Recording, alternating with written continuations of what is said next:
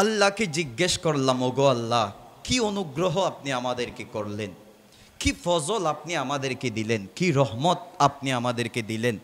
আল্লাহ বলে, শোনো শোনো, লাকাদ মান্নাল্লাহু আলাল মুমিনিনা ইয বাআসা ফীহিম রাসূলা।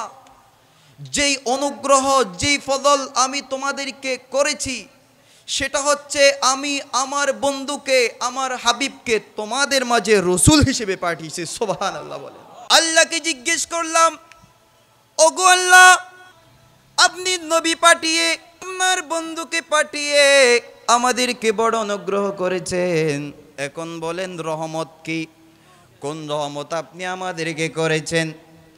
আল্লাহ আবার বলে, ওয়ামা আরসালনাকা ইল্লা রাহমাতাল লিল আলামিন।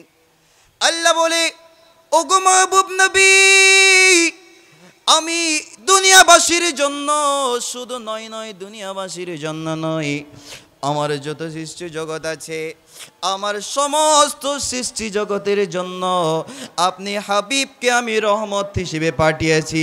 উচ্চ আওয়াজে বলেন সুবহানাল্লাহ। আল্লাহ বলে, বড় অনুগ্রহ আমি করেছি, আমার বন্ধুকে তোমাদের মাঝে পাঠিয়ে, আমার বন্ধুকে আমি ফজল হিসেবে তোমাদের কাছে পাঠিয়েছি, আমার বন্ধুকে আমি রহমত হিসেবে পাঠিয়েছি।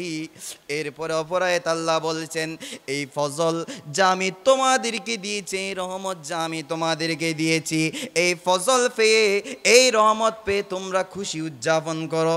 সুবহানাল্লাহ। আল্লাহ বলছে, তোমরা খুশি উদযাপন করো। ওয়া খায়রুম মিম্মা ইয়াজমাউন। শুধু খুশি উদযাপন করা এটা সাধারণ কোনো কাজ নয়।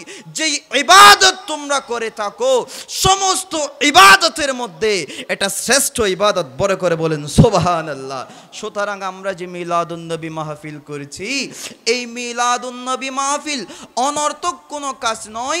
কোরআনের ভাষায় যদি বলতে চাই, এই মিলাদুন্নবী মাহফিলটা হচ্ছে শ্রেষ্ঠ ইবাদত। বড় করে বলেন সুবহানাল্লাহ।